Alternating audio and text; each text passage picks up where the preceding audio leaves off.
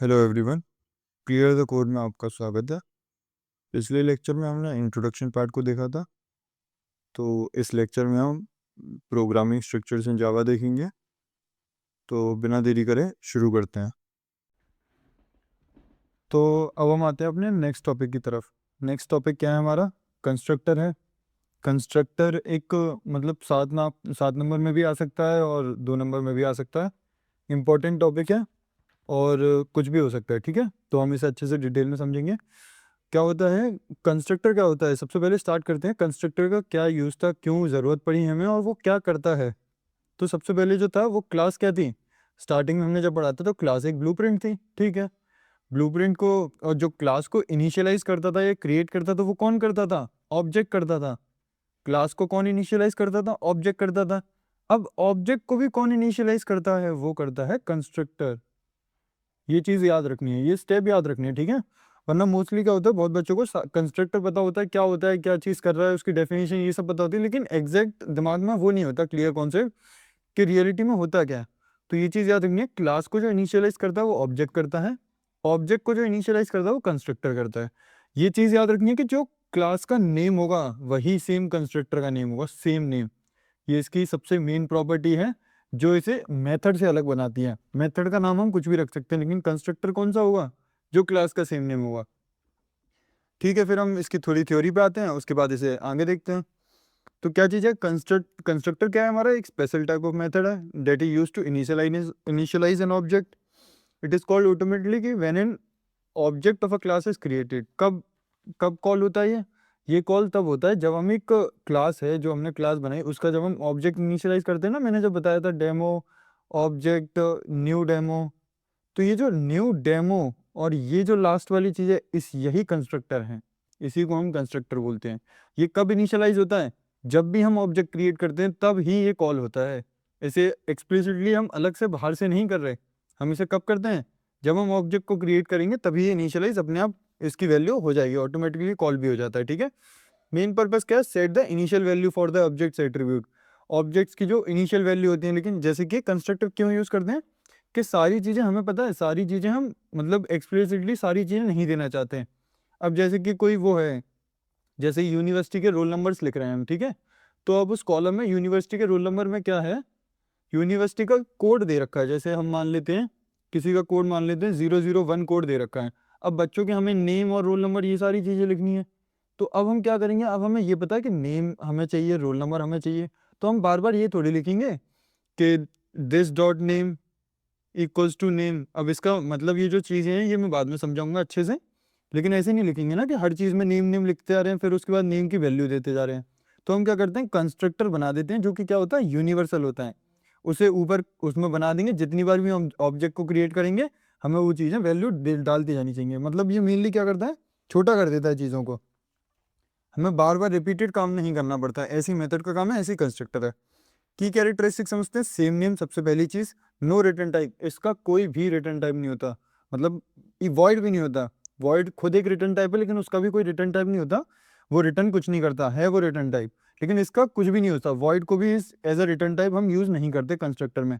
अगर हमने कोई भी उसमें रिटर्न टाइप कर दिया तो वो क्या कहलाया जाएगा? वो मेथड बन जाएगा, ठीक है। ऑटोमेटिक कॉल होता है, ये सारी चीजें हो गई। उसके बाद टाइप्स ऑफ कंस्ट्रक्टर ये आते हैं। मतलब मेनली कितने टाइप के कंस्ट्रक्टर होते हैं? हमारे पास 5 टाइप के इंस्ट्रक्टर हैं। कितने टाइप के? 5 टाइप के। पहला डिफ़ॉल्ट होता है, दूसरा प्राइवेट होता है, एक प्रोटेक्टेड नहीं होता, एक नो पैरामीटर होता है, और एक होता है पैरामीटराइज कंस्ट्रक्टर, एक होता है कॉपी कंस्ट्रक्टर। ये सारी चीज़ें होती हैं, ठीक है। ये 5 होते हैं, इनको डिटेल में समझते हैं। अगर क्वेश्चन आता है तो ये इसकी डेफिनेशन, थोड़ी सी की कैरेक्टरिस्टिक समझानी है, और ये इनको कर देना, छोटे छोटे कोड लिखना है जिससे ज़्यादा छोटा भी ना रहे क्वेश्चन और बड़ा भी ना हो। जब मैंने ये बनाया तो 3 पेज तो मेरे इधर ही हो गए, तो आप वहां तो समझ ही सकते हो, ठीक है। तो बात है डिफॉल्ट पे। क्या है डिफॉल्ट? मेनली क्या होता है, जब भी हम कोई भी उसमें मतलब हम कंस्ट्रक्टर खुद से नहीं बनाते हैं तो वो डिफॉल्ट कंस्ट्रक्टर होता है। हम क्लास में कुछ भी नहीं बनाते तो वो अपने आप, जो जेवीएम जो भी कंपाइलर है हमारा, वो अपने आप ही डिफॉल्ट कंस्ट्रक्टर बना लेता है। ये अगर हम कुछ भी नहीं बनाएंगे तो ये होगा, ये याद रखना। If you do not define any constructor in your class, the Java compiler automatically provides a default constructor, ठीक है। किस लिए होता है डिफॉल्ट कंस्ट्रक्टर में? क्या होता है, वो डिफॉल्ट वैल्यूज कर देता है। जैसे इंट के लिए 0 हो गई, ऑब्जेक्ट के लिए नल हो गया, यही डिफॉल्ट वैल्यूज है। अब ये हमने एक एग्जांपल छोटा सा देखा, class student int roll number. अब हमने इसमें कोई कंस्ट्रक्टर नहीं बनाया, कंस्ट्रक्टर कैसे बनेगा, याद रखना क्लास के अंदर ही बनेगा। हमने क्लास बनाई स्टूडेंट, क्लास के अंदर ही हम कंस्ट्रक्टर बनाएंगे, उसके अंदर हमने स्टूडेंट बनाया और ये कंस्ट्रक्टर के पैरामीटर ये दे दिए, उसके बाद उसे स्टार्ट कर दिया। ठीक है, सेम नेम रखना है स्टूडेंट जैसा। अगर हमने यहाँ कुछ और रखा तो वो एक मेथड की तरह ट्रीट होगा। ठीक है, पहला काम ये हो गया। No argument constructor, no argument से समझ में आ रहा है कि उसे हम आर्ग्यूमेंट्स नहीं देते। यहाँ जो वैल्यू होती है इन्हीं इसी चीज़ में जो डालते हैं हम वो आर्ग्यूमेंट्स होते हैं। हमने यहाँ पर कुछ नहीं दिया। अब ये डिफॉल्ट और नो आर्ग्यूमेंट में क्या होता है, होते सेम ही है दोनों हम, लेकिन इसमें हम कंस्ट्रक्टर को लिखते हैं, हम इसमें कंस्ट्रक्टर दे रहे हैं खुद से, लेकिन डिफॉल्ट में हम कुछ भी नहीं करते हैं। जैसे ये देखो, क्लास स्टूडेंट दे रखा है, अब स्टूडेंट हमने एक कंस्ट्रक्टर बनाया, उसमें हमने क्या वैल्यू डाल दी, system dot out of println object created. अब जितनी बार भी ये जो चीज़ है, ये ऑब्जेक्ट जितनी बार भी क्रिएट होगा उतनी बार ये ऑब्जेक्ट क्रिएटेड टर्मिनल में प्रिंट होता रहेगा। ठीक है, समझ में आई ये चीज़। और ये अब हमने क्या करें, एक्सप्लिसिटली ये सारी चीज़ें लिखी है। जैसे हमें ये कोड हर बार रन करवाना है तो ये सारी चीज़ें क्या करेंगे, इसमें लिख दिया हमने।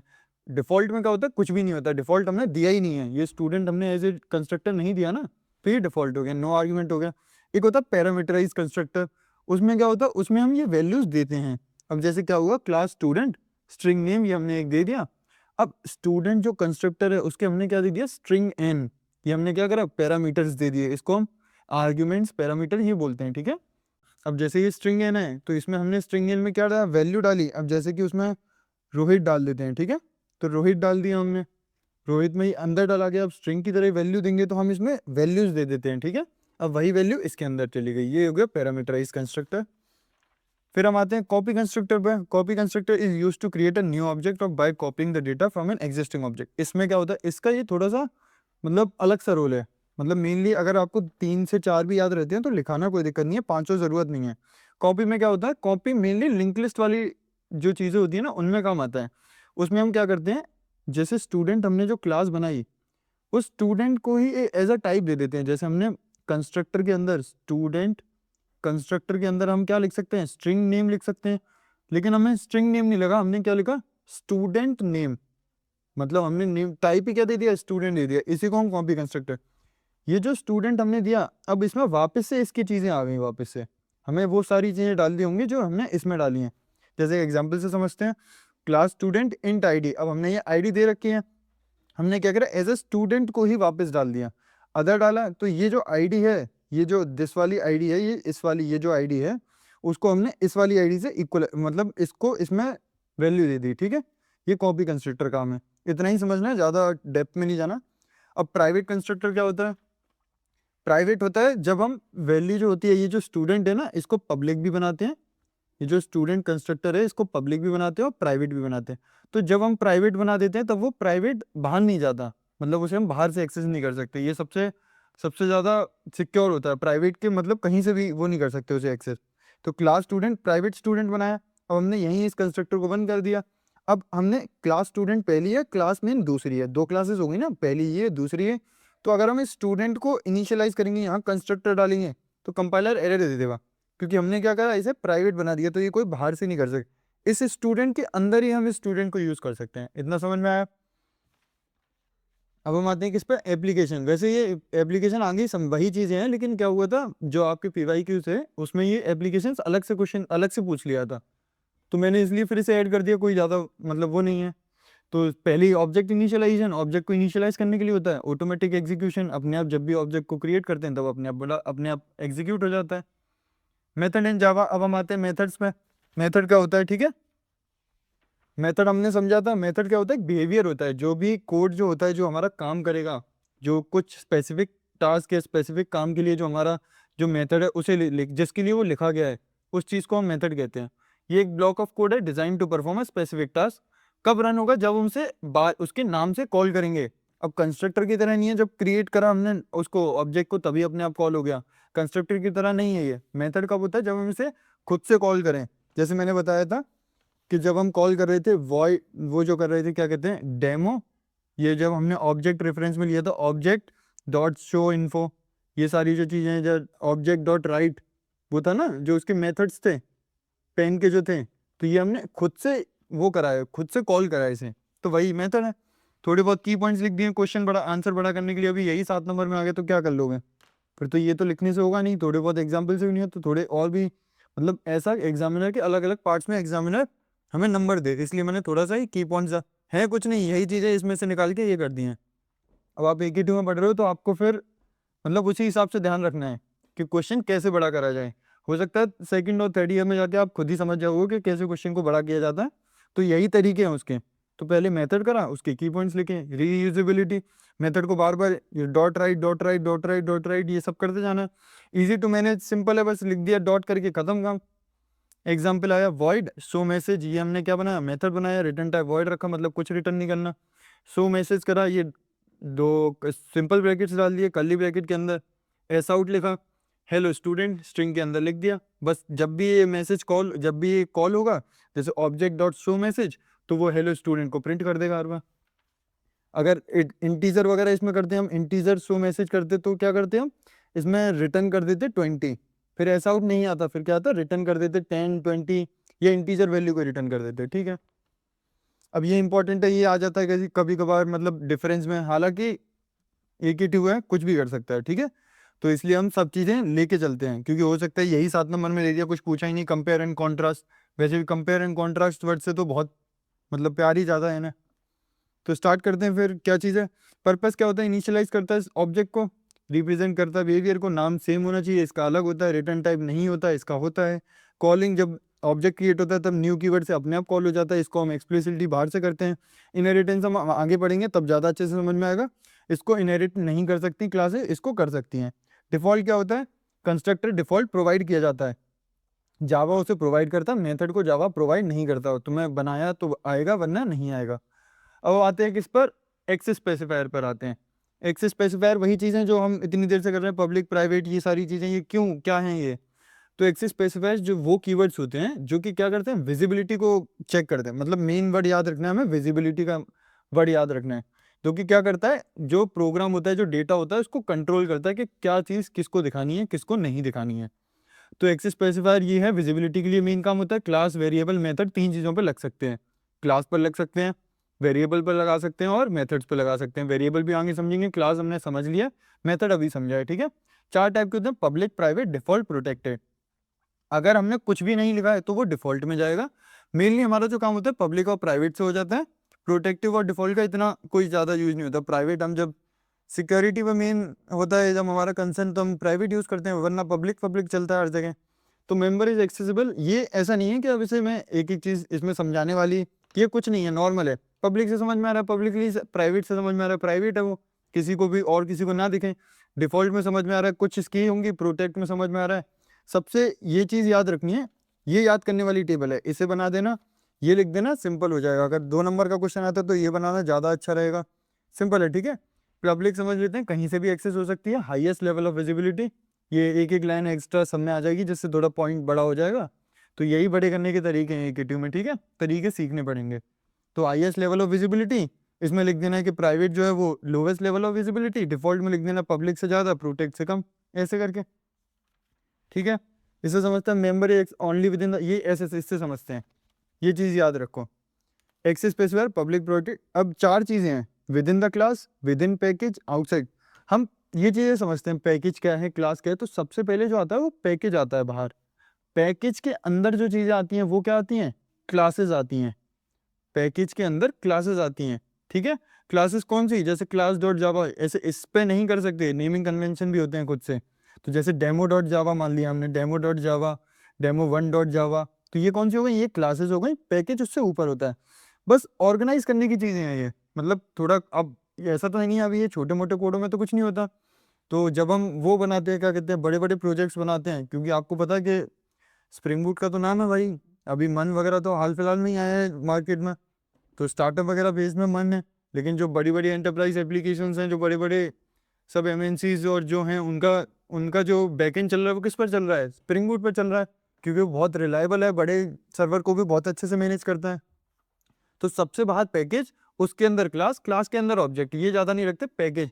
अब एक पैकेज यहाँ है, दूसरा पैकेज यहाँ है, एक इसके अंदर कुछ क्लासेस हैं हमारी, ये हो गई राइट डॉट जो भी जावा है कुछ भी, ये डेम हो गई। अब क्या होता है, विद इन क्लास, मतलब विद इन क्लास तो सारी होती हैं, मतलब एक क्लास जो बनाई है इसके अंदर ही जो क्लास हमने बनाई है, स्टूडेंट क्लास बनाई थी, उसके अंदर ही जो कोई प्राइवेट रख, अगर पब्लिक रख, वो क्या रखते हैं, पब्लिक रखा, तो सारी चीज़ें इसके अंदर यूज़ हो चुकी हैं, हो सकती हैं, कोई दिक्कत नहीं है। अब आता है दूसरी चीज़, विद इन पैकेज, मतलब पैकेज के अंदर जो सारी क्लासेस हैं वो आपस में उसे यूज़ कर सकती हैं कि नहीं। तो प्राइवेट इकलौता ऐसा है जिसमें यस के अलावा सारी नो है, ये याद रखना है। पब्लिक ऐसा है जिसमें सब यस है, ठीक है। प्राइवेट में क्या होता है, अगर तुमने इस क्लास के बाद भी, जैसे हमने अभी कंस्ट्रक्टर में पढ़ा था, तो जब कंस्ट्रक्टर में करा था, जब उसे प्राइवेट कर दिया तो इसकी नेक्स्ट क्लास भी उसे नहीं ले पा रही थी, देखा था, उसके सेम पैकेज के अंदर ही उसे नेक्स्ट क्लास भी नहीं ले पा रही थी। तो प्राइवेट का ये हो गया। प्रोटेक्टेड में ये याद रखना है कि प्रोटेक्टेड में क्या होता है, विद इन पैकेज का तो मैटर समझ में आ रहा है, विद इन पैकेज ये पैकेज हो गया। अब आउटसाइड पैकेज मतलब इस पैकेज के बाहर। अब जो आउटसाइड पैकेज एग्जैक्टली ऐसे ही लिखा, उसमें क्या होता है, प्रोटेक्टेड और डिफॉल्ट दोनों ही नो होते हैं, मतलब इसके अंदर तो यूज होंगी, लेकिन अगर कोई बाहर की चीज़ है तो नहीं होंगी। लेकिन एक चीज़ आती है सब क्लास, मतलब जब हम वो इनहेरिटेंस पढ़ेंगे तो हम क्या करते हैं, इस क्लास की जो वैल्यूज हैं उसको एक्सटेंड करके इधर यूज कर लेते हैं। तो ये जो चीज़ है, अब जो डिफ़ॉल्ट है वो इस चीज़ को मना कर देता है, लेकिन जो प्रोटेक्टेड है वो इस चीज़ को कर देता है। तो अगर हमें सब क्लास के अंदर करना है तो हम डिफ़ॉल्ट को यूज़ नहीं करेंगे, प्रोटेक्ट कर देंगे तो वो हो जाएगा डिफ़ॉल्ट के। इतना सा, इसे टेबल को याद रखना है बस, छोटा सा, ना हो तो ट्रिक से याद कर लें। पब्लिक में सारे, प्राइवेट में ये, और प्रोटेक्ट पी ऊपर है, डी नीचे है, बस यस नो कर देना, ठीक है, सिंपल है। अब हम आते हैं किस पर, अब आते हैं स्टैटिक मेंबर्स पर। स्टैटिक मेंबर्स अभी समझे थे। मेनली क्या होता है, जब हमने तीन चीज़ें समझी थी, अब सबसे पहले तो हमने जो ब्लॉक समझा था, जो पीएसवीएम था, पब्लिक स्टैटिक वॉइड मेन, वो एक स्टैटिक ब्लॉक था। एक चीज़ हमारी आती है स्टैटिक में, मेथड आता है, मेथड जो होते हैं वो सारी चीज़ें। एक आता है वेरिएबल आती हैं, ये तीन चीज़ें होती हैं मेनली स्टैटिक में, फाइनल में, सब में तीन ही चीज़ें होती हैं, वेरिएबल, मेथड और ब्लॉक, जो भी चीज़ें, ठीक है। अब स्टैटिक मेंबर क्या होता है, ये चीज़ें ये समझना है। ये क्या होता है, ये क्लास के लिए होता है। मैंने जब स्टार्टिंग में बताया था, ये याद रखना था कि जो स्टैटिक होता है वो ऑब्जेक्ट के लिए नहीं होता, वो किसके लिए होता है, क्लास के लिए होता है। वो क्लास के लिए एक वैल्यू बनेगी, उस एक वैल्यू को ही सब आपस में शेयर करके यूज करेंगे, वही स्टैटिक चीज है, ठीक है। वो members, static members are variables और method that belong to the class itself, उस क्लास के लिए बनेंगे, स्पेसिफिक ऑब्जेक्ट के लिए नहीं। एक कॉपी स्टैटिक मेंबर की बनेगी जो कि सब में शेयर होगी, सिंपल है, कोई दिक्कत नहीं, थ्योरी तो अपने आप हो जाएगी, ठीक है। अप्लाइड कैसे होते हैं, वेरिएबल, मेथड, ब्लॉक पे अप्लाइड होते हैं।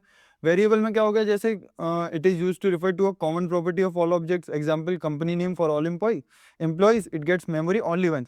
मतलब वेरिएबल हमने एक स्टार्टिंग में स्टैटिक वेरिएबल कर दिया, जैसे स्टैटिक इंट एज, अब हमें एज रखनी है 18, अब हमने ये स्टैटिक कर दिया। अब इसके बाद ये सारी एज जो है वो पैरामीटर वहीं रहेगा, सारी चीज़ें, तो एज ऊपर से रखी, अब हमने या फिर इसे इनिशियलाइज मत करो, ये कर दिया, ठीक है।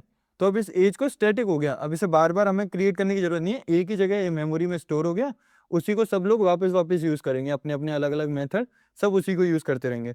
मेथड में वही है, उसका हमें ऑब्जेक्ट क्रिएट नहीं करना पड़ता, ठीक है, ये अभी बताया था, नॉर्मल है। ब्लॉक में क्या होता है, block of code that executes automatically, मतलब खुद से ही अपने आप ब्लॉक एग्जीक्यूट हो जाता है। स्टैटिक को इनिशियलाइज, वही सेम चीज़ है जो मेथड वाली चीज़ थी, जो पब्लिक स्टैटिक वॉइड मेन में करते थे हम, ठीक है।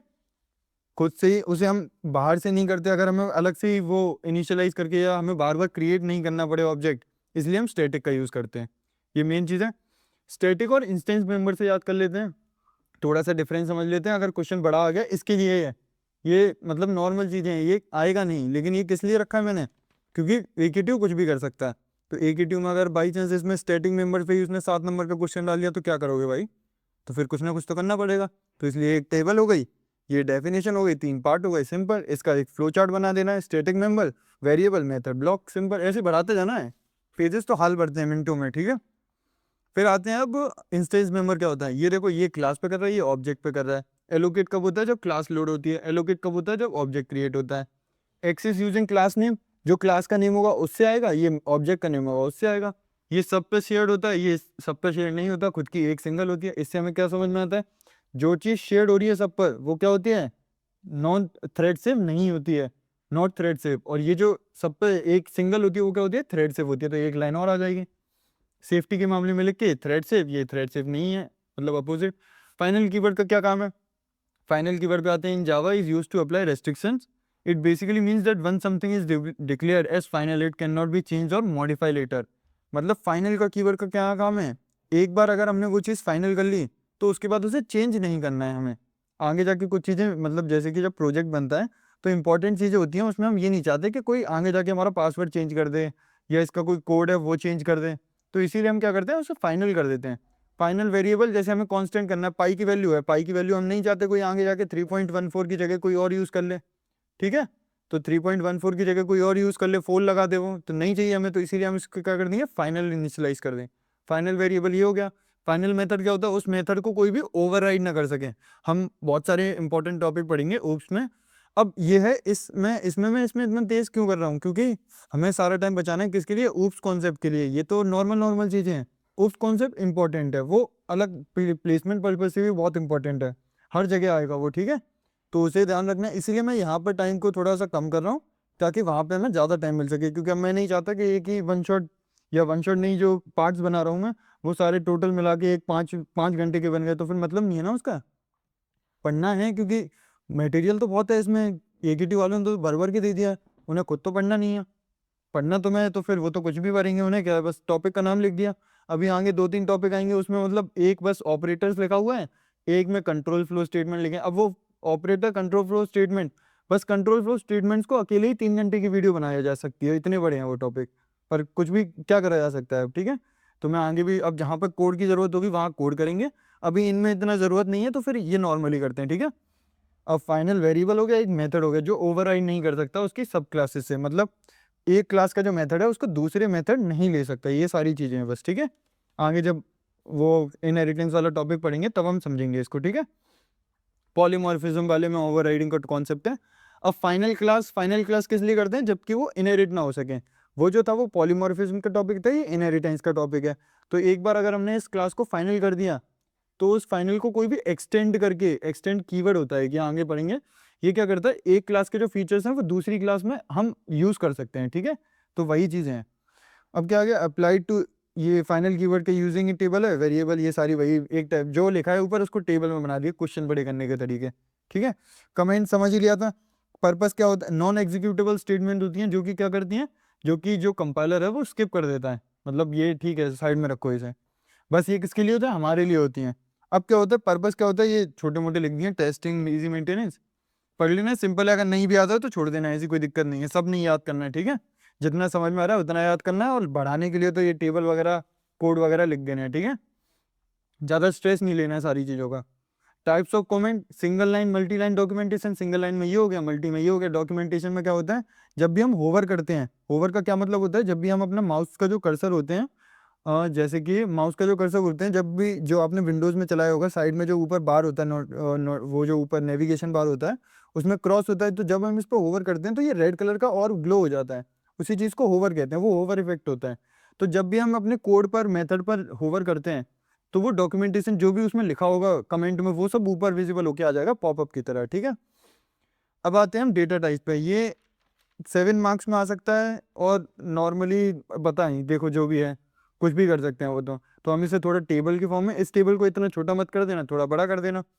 ये जो इसे है इसे थोड़ा बड़ा कर देना, 2-3 एग्जाम्पल कर देना, सिंपल, बस बढ़ जाएगा क्वेश्चन, 3 पेज में आराम से जाएगा अगर आता है तो, वरना साथ में आता है तो फिर तो छोटा छोटा लिख ही देना। डेटा टाइप्स क्या होते हैं, ये क्या करते हैं, टाइप, साइज और रेंज। टाइप क्या है, बूलियन टाइप का है, उसकी साइज क्या होगी, साइज जो होता है, ये सी में शायद पढ़ा हो, ये हाँ सी में पढ़ा होगा ये चीज़, ठीक है। डेटा टाइप 1 बिट का है, बाइट का है, ये सारी चीज़ें। और रेंज क्या है उसकी, यही इस वाली चीज़ें, ठीक है। जैसे स्टोर करते हैं इंटीजर, कैरेक्टर, डेसिमल। अब मेन चीज़ क्या है, जावा क्या है, एक स्ट्रांगली टाइप लैंग्वेज है, ये इंपॉर्टेंट वर्ड है, ठीक है। ये इंटरव्यू वगैरह में पूछा जाता है, स्ट्रांगली टाइप लैंग्वेज का मतलब क्या है। जैसे पाइथन है, पाइथन में हमें पहले से डिफाइन करनी, हमने क्या करा, एज इक्वल्स टू 18 कर दिया, हमने ये कर दिया, उसमें पाइथन में कोई दिक्कत नहीं है। लेकिन जावा में हम एज इट इज नहीं लिख सकते, हमें क्या करना होगा, उसका टाइप देना पड़ेगा, उसका टाइप देना पड़ेगा। तो ये स्ट्रांगली टाइप्ड है, मतलब हमें पहले ही स्टार्टिंग में टाइप करना पड़ेगा। अब इंट एज अब इक्वल्स टू 18.23, ये नहीं कर सकते, ये क्या है, डबल वैल्यू, फ्लोट वैल्यू है ये, ठीक है। अब डेटा टाइप दो होते हैं, प्रिमिटिव, नॉन प्रिमिटिव। ये समझा था, प्रिमिटिव जो खुद से पहले से ही बने हुए हैं, नहीं बनाने पड़ेंगे हमें। नॉन प्रिमिटिव जो हम खुद बनाते हैं। बूलियन, ट्रू फॉल्स, कैरेक्टर होते हैं जो, जैसे एक स्ट्रिंग होती है, हेलो स्ट्रिंग है, तो इसकी ये जो एच है, ई है, एल है, ये सारे क्या हैं, सिंगल सिंगल कैरेक्टर्स हैं। बाइट हो गया, शॉर्ट हो गया, इंट हो गया, ये तीनों एक ही तरीके से, बस इंट थोड़ा बड़ा होता, मतलब 4 ही मानो, बाइट सबसे छोटा, शॉर्ट उससे बड़ा, इंट उससे बड़ा, लॉन्ग सबसे बड़ा, फ्लोट डबल, ये साथ में होते हैं डेसिमल वैल्यूज़ के लिए। प्रिमिटिव वगैरह ये तो समझ में आया होगा, पढ़ लेना, सिंपल सा ही है, इतना कोई दिक्कत नहीं है। अब ये एक डायग्राम, ये एक अब ऐसे ये चार्ट बना रखा है। अब इसमें क्या कर सकते हैं, अब डेटा टाइप याद है, साइज याद है, साइज याद कर लेना, डिस्क्रिप्शन याद कर लेना, ये मत याद करना, कोई ऐसी दिक्कत नहीं है, ठीक है। क्या याद करना है, ये थोड़ा सा मतलब ऐसे नहीं है, लिख दिया है मैंने, अगर कोई याद करना चाहे तो कर ले, वरना जरूरत नहीं है इसकी, ठीक है। 3 लिख देना बहुत है। बूलियन 1 बिट होती है, 1 बिट मतलब एक बाइट में 8 बिट होती है, ठीक है। तो बूलियन क्या है, 1 बिट है, character 2 byte, byte 1 byte, short 2 byte, integer की याद रखनी है 4 बाइट होती है, बस इंटीजर की याद रखनी है, और इसकी याद रखनी है, कैरेक्टर की याद रखनी है, 3-4 याद रखनी है बस। ये मतलब ये लिखाने हैं थोड़े से सिंपली, मतलब आराम से याद कर लेना। 4 की फ्लोट इंट होती है, डबल लॉन्ग 8 की होती है, ये 2-2 की होती है, 1-1 की होती है बस। ये क्या करता है, लॉजिकल वैल्यूज ट्रू फॉल्स को करता है, character single Unicode character, single जो कैरेक्टर्स होते हैं उनको करता है। स्मॉलेस्ट इंटीजर टाइप होता है, ये स्मॉलेस्ट हो गया, ये स्मॉल हो गया, ये स्टैंडर्ड हो गया, बस वही बड़े करने के तरीके हैं। ये लार्ज टाइप हो गया, सबसे बड़ा। फ्लोट क्या होता है, सिंगल प्रिसीजन, ये डबल प्रिसीजन, मतलब सिंगल प्रिसीजन मतलब पॉइंट के बाद एक वैल्यू, डबल में मतलब 2 वैल्यू, ऐसे मतलब है तो ज़्यादा, पर मैं बता रहा हूँ अंदाज, 6-7 डेसिमल डिजिट्स ले सकता है ये 15 डेसिमल डिजिट्स ले सकता है, ठीक है। अब कहाँ आते हैं नॉन प्रिमिटिव, ये खुद से बनाते हैं, वो सारी चीज़ें क्लासेस होती हैं जिसमें हम खुद से क्लास का नाम दे रहे हैं, जैसे स्टूडेंट नाम दिया था, ये हमने खुद से दिया था, पहले से बनी हुई तो नहीं है। तो user defined data, create objects and complex structure. Interfaces आएगा, जैसे क्लासेस है वैसे ही इंटरफेसेस हैं, तो ये भी आगे देखते हैं, ठीक है। इसमें ज़्यादा वो नहीं है, अलग अलग टॉपिक है, पूरा इंटरफेस का टॉपिक है। क्लासेस क्या होती हैं, मतलब क्लास के लिए क्लास कीवर्ड यूज़ करते हैं, इंटरफेस के लिए इंटरफेस कीवर्ड यूज़ करते हैं, ठीक है।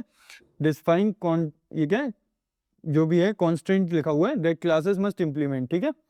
Arrays order collection of elements of the same data type. Arrays क्या है, मतलब ये कलेक्शन ऑफ डेटा होता है जो सिमिलर डेटा टाइप्स होते हैं, जैसे कि इंटीजर के सारे एक तरफ हो गए, सारा टाइम 1 2 3 4 लिखा हुआ है, ये एक एरे में बन गए। हेलो, वर्ल्ड, हाय, बाय, ये सारी चीज़ें किस में आ गई, स्ट्रिंग में आ गई। तो एरेज यही होते हैं, स्टोर कंटिन्यूअस लोकेशन पे स्टोर करते हैं। इनम भी एक स्पेशल टाइप का होता है, जिसमें set of constant value. Enum basically जो वो क्या कहते हैं, जो वीक वगैरह होता है ना, आगे पढ़ेंगे, वीक वगैरह होते हैं, संडे मंडे, ये सारी चीज़ें इनम में स्टोर करते हैं, थोड़ा एफिशिएंट हो जाता है पर यूज़ नहीं आता, इन्हीं में सब खेल हो जाता है। अब आते हैं हम किस पे, वेरिएबल्स पे आते हैं, ठीक है। A variable is a container that holds data और a value during the execution of a Java program. Variables क्या होते हैं, ये वो वैल्यूज होती हैं जो डेटा को होल्ड करती हैं, जैसे इंट ए इक्वल्स टू, तो ये ए क्या है, ये वेरिएबल है, ये जो कुछ भी डेटा को होल्ड करेगा, 20 कर दिया, तो ये वेरिएबल होल्ड करता है, वही वेरिएबल है, ठीक है। Want to store a number, कुछ भी नंबर वगैरह स्टोर करने के लिए सिंटेक्स क्या होता है, टाइप लिखेंगे, ये इंटीजर टाइप, वेरिएबल नेम ए लिख दिया, वैल्यू लिख दी 20 लिख दी, सेमीकोलन खत्म, इंट एज इक्वल्स टू 20। अरे ये तो बहुत ही सेम हो गया। अब रूल्स क्या होते हैं, ऐसा नहीं है कि कुछ भी नाम दे देंगे इनका, जैसे इंट, अब हमने यही नाम दे दिया इंट इंट 20। अब 20 ये जो रिजर्व कीवर्ड्स हैं इनको नहीं यूज़ कर सकते, जो कीवर्ड्स पहले से बने हुए हैं उनको हम नहीं यूज़ कर सकते, रिजर्व्ड हैं वो। A variable name can contain letters, digit and underscore, मतलब लेटर से स्टार्ट हो सकता है, लेटर कंटेन कर सकता है, डिजिट कर सकता है, अंडरस्कोर। और सबसे मेन चीज़ है underscore must begin letter letter और अंडरस्कोर, इन दो से स्टार्ट हो सकता है, ऐसा नहीं कि अब एंड से स्टार्ट कर दिया और जो भी चीज़ें उनसे स्टार्ट कर दिया। केस सेंसिटिव होता है, ए जी ई स्मॉल वाला और कैपिटल वाला दोनों अलग अलग चीज़ें, सेम नहीं है। It can not be a Java keyword like class int और स्टैटिक, क्लास इंट स्टैटिक इन जैसे को कीवर्ड हम यूज़ नहीं कर सकते, ठीक है। टाइप्स ऑफ वेरिएबल क्या होते हैं ये समझते हैं, ये तक local variable, instance variable, static variable. Local variable क्या होता है, जो हमारा मेथड के अंदर होता है, ये चीज़ें थोड़ी मतलब आगे जाके कंफ्यूजिंग रहती हैं, अच्छे से समझते हैं इसे। क्या, जो भी मेथड होगा हमारा उसके अंदर जो वैल्यू होगी उसको लोकल, कैसे याद रखना है, लोकल क्या होता है, आसपास के जो लोग हैं वो लोकल हैं, तो जो आसपास की चीज़ें हैं, जो मेथड के अंदर की चीज़ें हैं वो लोकल हो गई, इस मेथड के बाहर जो है वो इंस्टेंस हो गया, बस इतना ही याद रखना और कुछ नहीं। लोकल और इंस्टेंस का काम है, स्टैटिक तो साइड में आ गया अपना। डिफाइंड इनसाइड द मेथड और अ ब्लॉक, उसके अंदर ही यूज हो सकता है मेथड के अंदर। इनिशियलाइज कब होता है, it must initialize before use, हमें बनाना पड़ता है पहले यूज करने से, ऐसा नहीं कि यूज कर लिया, एज हमने 20 लिख दी और नीचे जाके इंट एज लिख रहे हैं, ऐसा नहीं होता, इंट एज को पहले करना है। इंस्टेंस वेरिएबल क्या होता है, मेथड के तो बाहर होगा, अब मेथड के अंदर तो लोकल आ गया तो मेथड से बाहर होगा, लेकिन क्लास के क्या होगा, अंदर होगा। अब क्लास के अंदर मेथड होता है, क्लास के जो इधर होगा वो इंस्टेंस वेरिएबल हो गया, ठीक है। और स्टैटिक वेरिएबल क्या होता है, स्टैटिक कीवर्ड का है, स्टैटिक कीवर्ड का यूज़ करता है, इनमें कोई वो नहीं है, ये मेथड के अंदर, ये मेथड के बाहर, क्लास के अंदर। स्टैटिक मतलब एक ही कॉपी चलेगी, वही जो सारी चीज़ें देखी थी वो, ये समझ लेना थोड़ा सा। डिफ़ॉल्ट वैल्यू इसकी लोकल वेरिएबल की नहीं होती, इंस्टेंस वेरिएबल की डिफ़ॉल्ट वैल्यू होती है, जैसे इंटीजर की वो हो गई 0, उसकी ऑब्जेक्ट्स की नल हो गई, स्टैटिक समझ में आती है। इनसाइड लोकेशन हो गया, स्कोप हो गया, ये शेयरिंग, ये शेयर नहीं होता लोकल वेरिएबल, इसमें चला, इसमें ही खत्म हो गया, मेथड के अंदर शुरू हुआ, मेथड के अंदर खत्म हो गया। इंस्टेंस क्या होता है, यूनिक टू ईच ऑब्जेक्ट, एक नया ऑब्जेक्ट क्रिएट होगा तो इंस्टेंस वेरिएबल नया बन जाएगा, वरना वो जे सेम चल रहा है वही चलता है। स्टैटिक तो आपको पता ही है कि पूरे ऑब्जेक्ट में यूज होता ही रहता है। एग्जाम्पल से समझते हैं, क्लास स्टूडेंट बनाया, स्टैटिक स्ट्रिंग कॉलेज करा, AKT बनाया, अब हमने स्टैटिक कर दिया ऐसे, तो ये क्या होगा, अब ये जो स्ट्रिंग कॉलेज है ये पूरे उसमें चलता रहेगा, एक पूरी क्लास में चलता रहेगा, ठीक है। इंट रोल नंबर 101, अब ये क्लास के अंदर है लेकिन मेथड से क्या है बाहर है, तो इंस्टेंस वेरिएबल हो गया। इसी इंट रोल नंबर को अगर हम अंदर लिख देते तो ये लोकल वेरिएबल कह देता। और बस यही सारी चीजें सिंपल है। वॉइड डिस्प्ले आपको समझ में आता है, ये मेथड लिखा हुआ है, ये इंट मार्क्स, इसका मतलब जो टाइप दे दिया हमने वो है, ये नेमिंग हो गया, ये उसकी वैल्यू हो गई, बस सिंपल है, ठीक है। छोटे छोटे से हैं, ये एग्जाम्पल दे देना है, 3 समझा देना है, ये बना देना है, ये बता देना है, 7 नंबर में ही हो जाएगा। अब वेरिएबल्स अब कोई मतलब पढ़ाएगा तो वेरिएबल क्या पढ़ाएगा, मतलब बताएगा तुम्हें वेरिएबल होते हैं, लोकल इंस्टेंस स्टैटिक, और इनको बता देगा, खत्म का। लेकिन 7 नंबर में इतना अब तुम्हारे पास मैटर है तो फिर तो कुछ हो नहीं सकता, तो इसीलिए इतना टॉपिक दे दिया, सब नहीं समझना। देखो इजी है वैसे, कोई दिक्कत नहीं है, लेकिन बड़ा करने के लिए सब करना पड़ता है। अब अभी 2 क्वेश्चन है, उसमें से एक आपको बिल्कुल ही नहीं आता, एक में वेरिएबल दे रखा है, तो अटेम्प्ट तो यही करना पड़ेगा ना, तो जब कोई ऑप्शन नहीं बचता तो तभी AKT फिर समझ लो, अब AKT है, ठीक है।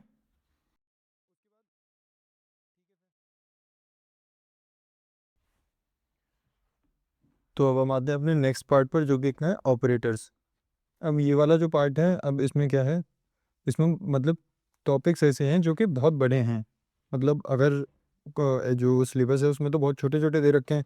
ऑपरेटर्स डाल दिया, कंट्रोल फ्लो डाल दिया, अब इसमें ही अलग से 3 घंटे की वीडियो बन सकती है, लेकिन अब इतना लंबा तो हमें जाना नहीं है, वरना फिर ऊप्स वाले कॉन्सेप्ट के लिए उसमें टाइम लगेगा ज़्यादा, तो फिर वीडियो तो 5 घंटे की हो जाएगी, वो करना नहीं है।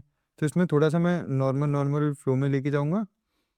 थोड़ी चीज़ें ये पड़ी हुई हैं, इफ एल्स जो कंडीशन है, लूप वगैरह हैं, सारे पड़े हुए हैं इसी में, तो हो सकता है थोड़े समझ में आ जाए, सिंपल है, कोई ज़्यादा दिक्कत नहीं है, नोट्स पढ़ोगे तो समझ में आ जाएगा।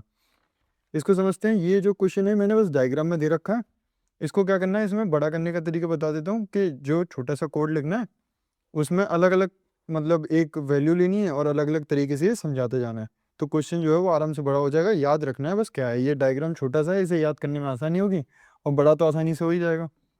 तो स्टार्ट करते हैं।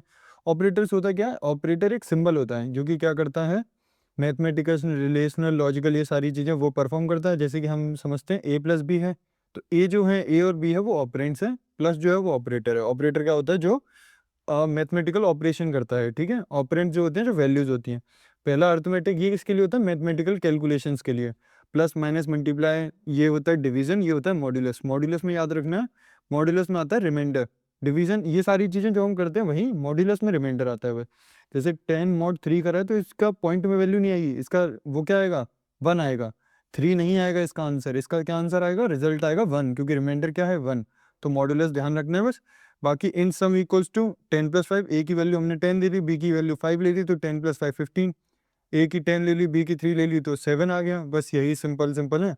बस एक ऊपर स्टार्टिंग में लिखना है पब्लिक क्लास डेमो लिखना है, ऑपरेटर्स लिखना है, उसके बाद नीचे PSVM public static void main, उसके बाद इसमें लिख देना है int a equals to 10, int a b equals to 5, और फिर नीचे लिख देना है int sum equals to 10 a + b। बस काम खत्म और आंसर आ जाएगा। System dot out println sum को प्रिंट, ऐसी सारी चीज़ें करनी है। समझ में आ गया होगा कोड कैसे बड़ा करना है। रिलेशनल क्या होता है, ये कंडीशन चेक करने के लिए होते हैं, मतलब कंडीशन ही कंपैरिजन करने के लिए। इक्वल टू, जैसे इक्वल इक्वल है तो ये दोनों चीज़ों को कंपेयर करेगा, ट्रू फॉल्स में रिटर्न करेगा। 5 5 इक्वल है तो ट्रू हो गया, 5 नॉट इक्वल्स टू 3 है, ट्रू हो गया। 10 ग्रेटर देन 5 ट्रू, 5 का छोटर शॉर्टर है, स्मॉलर देन है तो ट्रू हो गया। 10 ग्रेटर देन इक्वल्स टू 10 हो गया तो ट्रू हो गया। सारी चीज़ें हैं, सिंपल है, बस पढ़ने में याद होनी चाहिए। Equals to not equals to, greater than, smaller than, greater than, equal to, बस ये याद रखना। लॉजिकल में क्या होता है, दो चीज़ों को कंबाइन करते हैं, मल्टीपल कंडीशंस को कंबाइन करते हैं। क्या होता है कि बहुत सारी जगह पे 2 2 3 3 कंडीशंस एक साथ लिखनी पड़ती है, तो ऐसा तो नहीं हर बार इफ करते जाएंगे। तो हम क्या करेंगे, अलग अलग लिखेंगे। 5 ग्रेटर देन 3, 8 ग्रेटर देन 5, अगर दोनों कंडीशन ट्रू होंगी तो एंड यूज़ करते हैं, दोनों कंडीशन ट्रू होंगी तो ट्रू आएगी, अगर एक भी फॉल्स हुई तो फॉल्स। और में क्या होता है, अगर एक भी कंडीशन कोई ट्रू है तो वो ट्रू आएगी, वरना फॉल्स आएगी, मतलब दोनों फॉल्स हैं तभी फॉल्स आएगी, वरना नहीं आएगी। अब ये नोट क्या होता है, ये रिवर्स कर देता है। जैसे 5 इक्वल टू 5 है, ये ट्रू है हमें पता है, लेकिन आंसर क्या आएगा, फॉल्स, क्योंकि नोट लग गया। नोट क्या होता है, रिवर्स कर देता है, जो भी आउटपुट आता है उसे। असाइनमेंट मतलब कि असाइनमेंट क्या होता है, मतलब लेफ्ट वाली जो वैल्यू है उसको राइट वाले वेरिएबल में असाइन करना। असाइनमेंट मतलब 10 को जो वैल्यू है उसे लेफ्ट वाले वेरिएबल में असाइन करना है, ठीक है। इक्वल टू सिंपल असाइनमेंट, इसको सिंपली इसमें असाइन कर दिया। प्लस इक्वल्स टू मतलब ए प्लस इक्वल्स टू 5, ये शॉर्ट फॉर्म होती है। इसमें क्या होता है, पहले ऐड होगा फिर इक्वल टू होगा, तो ए इज इक्वल्स टू, इसमें मतलब क्या है इसका, एक मिनट, इसका मतलब क्या है, ए प्लस इक्वल्स टू 5 का a is equals to a plus 5। A की वैल्यू अगर 10 ले रहे हैं तो ए की क्या हो जाएगा 10 प्लस 5, तो ये क्या हो गया 15 हो गया, ए की वैल्यू 15 आ गई, फिर आगे प्लस हो जाएगी तो 15 प्लस 5 ऐसे होता रहेगा, ठीक है। कोई दिक्कत नहीं है, सिंपल है। वही सारी चीज़ें मल्टीप्लाई में ये हो जाता है। यूनरी में क्या होता है, एक सिंगल ऑपरेंड पे लगता है, मतलब डबल पे नहीं, सिंगल ऑपरेंड। ए प्लस प्लस ए माइनस माइनस, इंक्रीमेंट डिक्रीमेंट पड़ा होगा वो चीज़ है। तो ए प्लस प्लस में 1 से इंक्रीमेंट हो जाता है, इंक्रीमेंट हो जाता है, और ए माइनस माइनस में 1 से डिक्रीमेंट हो जाता है। इसमें वो वाला मैटर नहीं है जो क्या कहते हैं पोस्ट और प्री, वो सब कुछ नहीं है, ठीक है। सिंपली चलना है, थोड़ा बहुत आएगा तो वो समझ में आ जाएगा। ये टर्नरी, ये इंपॉर्टेंट है। ये क्या करता है, बस इसमें 3 ऑपरेंड यूज होते हैं, वो मेन मैटर नहीं है, ये बस इफ एल्स को छोटा करता है। टर्नरी जो ऑपरेटर है वो इफ एल्स को छोटा करता है, बस इफ एल्स को। जैसे 10 ग्रेटर देन 5, इसका सिंटेक्स क्या होता है, 10 ग्रेटर देन 5। तो अगर ये कंडीशन हमारी ट्रू होगी तो क्वेश्चन मार्क लगाते हैं हम, अगर ये ट्रू होगी तो हमारी ये वाली वैल्यू चल जाएगी, अगर ये फॉल्स होगी तो हमारी ये वाली। ये बीच में याद रखना है, ये डबल कॉलन आने हैं, और ये यहाँ पर कुछ नहीं, बस कॉमा लगा देना है, ठीक है। अगर ये ट्रू होगी तो ये चल जाएगी, ट्रू पे ये चलेगी, और फॉल्स पे ये चलेगी। 10 ग्रेटर देन 5 है, ट्रू है तो यस आ गया, रिजल्ट में यस आ गया, नो नहीं आया, ठीक है। अब आते हैं कंट्रोल फ्लो। अब मैं इसे थोड़ा सा ऐसे ही समझा देता हूँ और थोड़ा देखते हैं प्रैक्टिकल, अगर कोड करके देखें, क्योंकि कोड में बहुत लंबा पड़ जाएगा, इसीलिए मैं सोच रहा हूँ कि उसके जो कॉन्सेप्ट हैं उसी में कोडिंग वगैरह लेके आएँ। ये फेल्स तो नॉर्मल हैं, पढ़े थे, ऐसी कोई दिक्कत वाली बात नहीं है। 3 तरीके के होते हैं क्वेश्चन बड़ा करने के लिए। कंट्रोल फ्लो स्टेटमेंट क्या होते हैं, ऑर्डर डिसाइड करते हैं जो प्रोग्राम का है।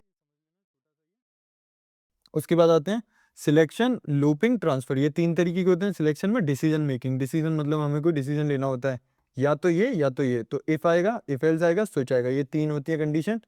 लूपिंग में क्या होता है, लूप वाली चीजें जो पढ़ा था हमने, फॉर वाइल डू वाइल, बस इसमें एक नया आ जाता है जो कि क्या है, फॉर ईच लूप। वो जावा में अलग से है, उसका भी एक अलग रोल है, बहुत इंपॉर्टेंट, पर वो मोस्टली हर जगह यूज़ नहीं होता, उसकी स्पेसिफिक जगह है उसे यूज़ करने के। फिर आता है ट्रांसफर, जंप होती है जो कि ब्रेक होता है, कंटिन्यू होता है, एक रिटर्न होता है। अब इसमें से सबसे इंपॉर्टेंट है ये, या तो पूरा क्वेश्चन एक बार में आएगा, पर इन सब में से भी इंपॉर्टेंट है ब्रेक और कंटिन्यू। इन ब्रेक और कंटिन्यू पर मोस्टली एक मतलब कोड आ जाता है लिखने के लिए, तो इसका कोड बड़ा करेंगे, बाकी इन सबको छोटा छोटा देखते हैं। हम क्या करते हैं, अब मतलब एक छोटा सा कोड करके देख लेते हैं इफ और इफ एल्स का, जिससे थोड़ी सी क्लैरिटी जो है वो थोड़ी सी और अच्छी हो जाएगी, ठीक है। बाकी जो कोड्स हैं वो समझ में आ जाएंगे, अगर ये थोड़े से जो सिंपल से कोड हैं ये भी समझ में आए तो वो भी समझ में आ जाएंगे, ठीक है। तो हम स्टार्ट करते हैं, एक पैकेज बनाते हैं, किसका बनाते हैं, कंट्रोल फ्लो का बना देते हैं। हाँ, एक चीज़ याद रखनी है कि जैसे ये जो पैकेजेस होते हैं ना, तो जावा का एक स्टैंडर्ड होता है, मतलब वो ही मेनली फॉलो करना होता है। क्या होता है, जैसे कंट्रोल फ्लो है तो जो मैंने पैकेज बनाया उसमें सारे जो लेटर्स लिखने हैं वो हमें क्या लिखने हैं, स्मॉल लिखने हैं, ये चीज़ याद रखनी है। अब जैसे कि अगर क्लास है कोई तो उसमें हम क्या लिखते हैं, हर वर्ड का पहला लेटर क्या होगा, हर वर्ड का पहला लेटर कैपिटल होगा, ये चीज़ याद रखनी है, ठीक है। और जो मेथड्स होते हैं उनका क्या होता है, उसको हम कैमल केस से मतलब करते हैं। जैसे कि कैमल केस क्या होता है, जो पहला वर्ड होता है उसमें पहला लेटर स्मॉल होगा, बाकी सारा जो सेकंड वर्ड्स आएंगे मतलब सारे आगे के वर्ड्स आएंगे उनको हम कैपिटल लेटर से स्टार्ट करेंगे, ठीक है। आगे मैं कोड में बता दूंगा। अभी ये समझना है, क्लास का पहला लेटर कैपिटल होता है और पैकेजेस पूरा ही स्मॉल होता है, इसमें कोई कैपिटल नहीं होता। तो ये इफ एल्स आया, इफ एल्स हमने गलत किया, एक हम ऐसा करते हैं, एक अभी ऑपरेटर्स करें उनका भी एक देख लेते हैं कि उनको बड़ा कैसे करेंगे। तो ऐसे ही आपको क्या करना है, एक पब्लिक क्लास बना देनी है ऑपरेटर के नाम पे, मतलब इसकी जगह ऐड बना देना है या जो भी बना देना। उसके बाद हम क्या करेंगे, सबसे मेन चीज़ हमारी क्या होती है, पीएसवीएम, मतलब मेन मेथड हमको इंसर्ट करना है। उसके बाद क्या आता है हमारा, दूसरी चीज़ क्या आती है, अगर जैसे कि हमें ऑपरेटर का करना है तो हमने क्या किया, इंट ए इक्वल्स टू 10 कर दिया या 20 कर दिया, और इंट बी इक्वल्स टू हमने क्या कर दिया, जैसे 30 कर दे देते हैं। अब उसके बाद इंट सम कर देते हैं, वो क्या कर देते हैं हम, हमने सम को कर दिया ए प्लस बी कर दिया। अब हमने क्या करा, एस आउट करवाया, किसको करवा दिया, सम को कराया। अब सम को थोड़ा सा और अच्छे से लिखना है तो हमें फिर ये डबल इन्वर्टेड कॉमास लिखना है। सम लगाया, सम इज, और ये लिखा। उसके बाद क्या हुआ, उसके बाद हमें यहाँ पे क्या कर देना है, प्लस कर देना है। अगर हम इसे सॉल्व रन करेंगे तो इसका आउटपुट क्या आएगा, आउटपुट आ गया सम इज 50। बस ऐसे ही आपको क्या करना, ऑपरेटर्स में जितने भी है ना उनको बस ऐसे ही एक्सप्लेन कर देना है। ये चीज़ सिंपल है, कोई दिक्कत नहीं है। अब आगे कर लोगे इस चीज़ का सारे ऑपरेटर्स में। अब हम आते हैं वापस से इफ पर। तो इफ पर क्या होता है, हमने क्या किया, इंट मार्क्स लिए, जैसे कि अपने हमने मार्क्स सेलेक्ट कर लिए, 80 सेलेक्ट कर लिए, ठीक है। और फिर क्या करते हैं आगे, हमने लगाया एक इफ का ब्लॉक लगाया। इफ का ब्लॉक लगाया, उसमें हमने क्या करा, हमने क्या करा, ये चेक करा कि जो मार्क्स हैं वो अगर हमारे ग्रेटर देन 40 हैं, अगर ग्रेटर देन 40 हैं तो इसके कोड के अंदर आओ, system dot out dot println करो, हमें क्या करो, मतलब पास लिख दो, स्टूडेंट इज पास और यू आर पास, ऐसे लिख दो, यू आर पास, ठीक है। ये लिख दिया हमने। लेकिन अगर ये चीज़ नहीं होती है तो फिर क्या करो, मतलब एक तो चीज़ हम ये कर सकते हैं कि या तो एंड ऑफ द प्रोग्राम हो गया ये कर दो, या फिर हम कर देते हैं क्या, फेल कर देते हैं। अब क्या होगा आपके अंदाजे से, क्या चीज़ होगी, हमने मार्क्स लिए 80, अब 80 की कंडीशन क्या है, ट्रू है, तो वो यूआई पास में आ जाएगी। और फिर क्या होगा, हम इस कोड से बाहर निकल जाएंगे। लेकिन इसमें क्या चीज़ है, एक इसमें कैच है एक, वो क्या चीज़ है, देखो उसमें कैच क्या है, जैसे हमने क्या लिखा, यू आर पास भी लिखा आ गया और क्या लिखा आ गया, फेल भी लिखा है। क्यों लिखा है ऐसी चीज़, वो इसलिए लिखा है आई, क्योंकि हमने क्या लगाया है इसमें, इफ लगाया है, खाली इफ ब्लॉक लगाया है, एल्स का ब्लॉक नहीं लगाया। अगर हमारी कंडीशन ट्रू होगी तो हमारा ये कोड चलेगा, नहीं ट्रू हुई तो हमारा अगला वाला कोड चल जाएगा। तो इसमें क्या हुआ, इफ तो चला, लेकिन इफ के बाद हमारी कोई कंडीशन नहीं थी ना, तो हमारा ये कोड भी साथ में चल गया। अब इसी चीज को अगर हम ऐसे कर देते हैं, मतलब इस चीज को ही अब एल्स के अंदर रख देते हैं, तो ये चीज क्या हो जाएगी, वही सेम चीज अब क्या होगी, अब 80 जो है वो बस पास लिखा आएगा। एक मिनट,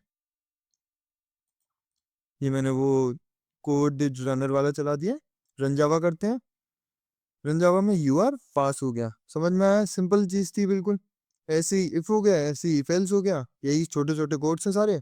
अब हम मतलब एक थोड़ी थ्योरी में, इफ तो हमने मतलब नॉर्मल है, इफ एल्स से शुरू करते हैं, इफ एल्स देखते हैं क्या चीज है, या स्टार्टिंग से देखते हैं और ब्रेक और कंटिन्यू को देखते हैं। मतलब ये सिंपल है, कोई ऐसी दिक्कत नहीं होगी, ठीक है। नॉर्मल नॉर्मल से कोड है, सी में भी आपने करे थे। अब क्या करते हैं, इफ एल्स में क्या होता है, या तो पहली कंडीशन चलेगी, अगर पहली गलत हुई तो एल्स की कंडीशन चलेगी, वरना क्या होगा, डायरेक्ट एग्जिट हो जाएगा, ठीक है। एक कंडीशन चलेगी कोई। सिंटेक्स में एग्जांपल लिखते हैं, public class if else, void mean करा, इन नंबर इज इक्वल्स टू 13 आया। अब अगर हमने ये देखो इवन वर्ड का ही मैंने थोड़ा सा मतलब कॉम्प्लेक्स तो नहीं कहेंगे इसे, क्योंकि नॉर्मल से जो पीवाई क्यू था पिछला, उसमें भी आ गया था एक रिवर्स ऑफ अ स्ट्रिंग। हम देखेंगे न्यूमेरिकल वाले जो पीवाई क्यू उसे सॉल्व करवाएंगे आगे की जो लास्ट वीडियो में न्यूमेरिकल वाला पार्ट डाल देंगे, उसमें इवन और सिंपल से छोटे मोटे कोड और डाल देंगे, क्योंकि कोड कोड तो आ सकते हैं जावा का, एक कोड तो लिखना आना चाहिए, पूरी जावा की सब्जेक्ट है तो। वैसे ये टॉपिक बहुत बड़े बड़े हैं, मतलब ऐसा होना चाहिए था अगर अदर यूनिवर्सिटीज़ में होते प्राइवेट में, तो तुम मेरे हिसाब से बस 2 यूनिट पढ़ रहे होते, एक एक्सेप्शनल हैंडलिंग और एक ये पहला पार्ट, बस सब्जेक्ट खत्म। वो 3 तो फालतू में हैं, तो अभी तुम्हारे पास फिर ये समझने के लिए नहीं करते, ये इन्हें बस ये करना है कि बच्चा बस हो जाए, मैटर हो जाए उसके संग, बस पढ़ाई लिखाई का कोई मतलब नहीं है। तो इसीलिए 5 यूनिट दे दिए, 5 यूनिट में भी इतना इतना टॉपिक कि एक यूनिट में पूरी सब्जेक्ट बन जाए, इतना मतलब लर्निंग पावर नहीं चाहिए, बस बस पास हो, ठीक है। तो अब हम समझते हैं थोड़ा सा, अब ये क्या है, इन नंबर इज इक्वल्स टू, क्योंकि भाई एक ही ट्यू है। अब स्टार्ट करते हैं यहाँ से, इन नंबर इज इक्वल्स टू 13। हमने क्या करा, इफ नंबर इज मॉड 2, मतलब अगर उसका रिमाइंडर 0 आया, जिसका रिमाइंडर 2 से डिवाइड होकर 0 आता है वो इवन होते हैं, तो हमने इवन नंबर लिख दिया। इफ के बाद इफ ब्लॉक चला तो ठीक है, नहीं चला तो हमारा ऑड नंबर प्रिंट हो जाएगा, ठीक है। 13 है तो ये किस में आ जाएगा, ऑड नंबर में। स्विच स्टेटमेंट देखने हैं, स्विच में क्या होता है, स्विच केस का जो मीन होता है, की फीचर्स, केस, ब्रेक्स, डिफॉल्ट, ये सारी चीज़ें। हमने डे इक्वल्स टू 3 रखा, स्विच में डे रखा, केस 1 एस आउट मंडे। अब हमने क्या करा, int day is equals to 3 करा, हमने चेक करा। इसको ऐसा करते हैं, इसी में अच्छे से समझते हैं कोड वगैरह की, इसकी मतलब ये नॉर्मल है, वरना वीएस कोड पे अपने आप 2-3 कोड करके देखना, इफ एल्स के बिल्कुल याद हो जाएंगे, ऐसी कोई मतलब बिल्कुल भी दिक्कत नहीं होनी है इनमें, सिंपल से कोड है ये, ठीक है। तो अब क्या करते हैं, इंट डे करा इज इक्वल्स टू 3, ये सेमीकोलन लगाया, स्विच करा, स्विच की वैल्यू लिखते हैं हम डे, ये ब्रैकेट में डे की वैल्यू जो हमें ये असाइन करी है वो आ गई। उसके बाद ब्रैकेट लगेंगे, सब में चीज़ों में यही है, इफ लिखा, ये ब्रैकेट्स आए और उसके बाद कर्ली ब्रैकेट्स आ गए, यहाँ पे सेमीकोलन इसके अंदर आता है कंडीशन में, ठीक है। उसके बाद करते हैं, हमने क्या करा, स्विच करा। केस में याद रखना है, केस में ये आते हैं जो डबल कॉलन होते हैं ना, वो आते हैं केस में। ये सिंगल कॉलन, सेमी कॉलन वो नहीं आते, डबल कॉलन आते हैं, ठीक है। केस 1, अगर ट्रू ये होगा तो ये चलेगा, ट्रू ये होगा तो ये चलेगा, ट्रू ये होगा तो ये चलेगा। अगर कुछ भी ट्रू नहीं हुआ तो डिफॉल्ट चल जाएगा, ठीक है। इतना समझ में आता है। इसमें एक चीज़ और ध्यान रखते हैं कि ब्रेक का क्या मतलब है। अगर हमारा ये चला तो मंडे एक बार अगर हमने 3 चलाया तो इस पे चेक करेगा, जैसे 2 पे चला, 3 पे चला, सबसे पहले 3 चलेगा। अगर वो ब्रेक नहीं लगाया, जैसे कि अगर हम मानते हैं डे की वैल्यू हमने 1 रख दी थी, तो केस 1 चला, केस 1 में मंडे प्रिंट हो गया। अगर हमने ब्रेक नहीं लगाया तो ब्रेक क्या करता है, ब्रेक उसको बाहर निकाल देता है, जो लूप है उससे ही बाहर निकाल देता है, ठीक है। अगर हमने ब्रेक नहीं लगाया तो वो क्या करेगा, केस 1 के बाद केस 2 चल जाएगा। हमने इनपुट 1 ही दे रखा है, लेकिन वो केस 1 के बाद केस 2 भी चलेगा, 3 भी चलेगा, डिफॉल्ट भी चल जाएगा। तो मंडे ट्यूसडे वेडनेसडे तीनों चल जाएंगे, ठीक है। उसके बाद क्या होता है, अब अगर ब्रेक दे दिया तो यहीं से हटेगा, अब लूप के बाहर आ जाएगा। अब लूप स्टेटमेंट देखते हैं हम क्या है। Loops are used to execute a block of code repeatedly as long as a specific code is true. मतलब जब तक एक कंडीशन ट्रू होगी तब तक हमारा कोड जो है वो रिपीटेडली चलता रहेगा। मतलब कि फॉर लूप में क्या होता है, फॉर लूप कब यूज करते हैं, जब हमें पता होता है कि हमें कितनी कंडीशन चलानी है। मतलब हमें पता है कि आई 0 से लेके हमें एन तक चलानी है, ठीक है। सिंपल है, वही चीजें, छोटी छोटी चीजें। सिंटेक्स क्या होता है, फॉर इनिशियलाइजेशन पहला होता है, दूसरा कंडीशन, तीसरा अपडेशन। उसके बाद मतलब जैसे एग्जांपल देखते हैं, अगर हमें प्रिंट करना है 1 to 5 सिंपली, तो हम क्या करेंगे, फॉर लूप लिखा, ब्रैकेट लगाया, उसके अंदर याद रखना है यहाँ पर कॉमा नहीं। अब देखो ये सारी चीजें जो हैं वो अपने आप समझ में आती हैं। इंपॉर्टेंट चीजें क्या है, सिंटेक्स याद रखना है, यहाँ खाली कॉमा नहीं है, यहाँ पर सेमीकोलन आता है, ठीक है। यहाँ सेमीकोलन आता है। और ये याद रखना है, जब भी हमने फॉर लगाया है तो हम इसे पहले इनिशियलाइज करते हैं, क्योंकि स्ट्रांगली टाइप लैंग्वेज है जावा। तो हम क्या करेंगे, इससे पहले इंट करेंगे। अगर हमने ऊपर ही दे रखा है इंट आई इक्वल्स टू 0 या इंट आई हमने पहले से ही दे रखा है, तो हम यहाँ पर आई इक्वल्स टू 1 कर देंगे। वरना हम क्या करेंगे, अगर हमने इंट आई पहले से ही दे रखा है, ये दे रखा है, तो हम क्या करेंगे, आई इक्वल्स टू 0 करेंगे फॉर लूप में। वरना हम क्या करेंगे, आई को हमेशा पहले इनिशियलाइज करेंगे। ये चीज़ याद रखनी है इसमें। इसके बाद सेमीकोलन आएगा, 2 सेमीकोलन आते हैं, पहली इनिशियलाइजेशन, दूसरी जो क्या है हमारी कंडीशन हो गई, और तीसरी अपडेशन हो गई, ठीक है, नॉर्मल है। फॉर लूप लगाया हमने, आई लेस देन इक्वल्स टू 5 कर दिया। लेस देन इक्वल्स टू 5 कराया मतलब कि 5 से छोटा भी और 5 इंक्लूडेड भी। अगर हम आई लेस देन 5 करते तो कहाँ तक चलता, मतलब हमारा 1 से 4 तक चलता, 1 2 3 4 ये चलता बस इसमें। अब इक्वल टू कर दिया तो 5 भी चलेगा, ठीक है। सिंपल सी चीज़ें, इतना मतलब दिमाग मारने की जरूरत नहीं है, छोटी छोटी चीज़ें, छोटे छोटे एग्जाम्पल देने हैं। और कोडिंग वगैरह पार्ट करेंगे तो हो सकता है एक बड़ा कोड आएगा तो उसमें ये सारी चीज़ें कवर अप हो जाएंगी, ठीक है। क्योंकि जो मेन पार्ट है वो आगे, जैसे ब्रेक है वो है क्या कहते हैं कंटिन्यू है, उसमें ज़्यादा टाइम दे देंगे थोड़ा। अब वाइल लूप में क्या होता है, हमें कंडीशन ये नहीं पता होती कि हमें कहाँ तक चलना है। मतलब हमें एडवांस में नहीं पता हमें इटरेशंस कितने करने हैं, तो हम क्या करते हैं वाइल लूप का। मोस्टली फॉर और वाइल लूप में ही सारे काम होते हैं, डू वाइल तो बहुत कम ही यूज़ होता है। ना सी में यूज़ करा होगा, बस 1 2 क्वेश्चन आ जाते हैं, बस उसी में कर लेते हैं। जब भी मेनली 0 की जो कंडीशन होती है ना उसमें हो जाता है। अब वाइल कंडीशन लिखी, कोड लिख दिया, एग्जाम्पल लिखते हैं। हमने क्या करा, पहले ही इनिशियलाइज कर दिया, इंट आई इक्वल्स टू 1 करा, वाइल चलाया हमने कहाँ तक, 5 तक। अब इसमें तो हमें पता है 5 तक चलाना है, लेकिन होता है कभी कभार मतलब एन तक चलाना है, मतलब सारे काम जो फॉर से हो रहे हैं वो वाइल से हो जाते हैं मोस्टली, ऐसी कोई दिक्कत नहीं आती। लेकिन अपना अपना तरीका लिखने का, हमें पहले इनिशियलाइज करना था तो हमने इसे कर दिया, हमें साथ में ही सारी चीज़ें लिखनी पड़ रही थी तो इसे कर दिया, ठीक है। दोनों में से दोनों ही यूज हो जाते हैं सारे क्वेश्चंस में। आई लेस देन इक्वल्स टू 5 है, हमने क्या करा, एस आउट काउंट, ये डायरेक्ट प्रिंट हो गया। हमने क्या करा, प्लस करा।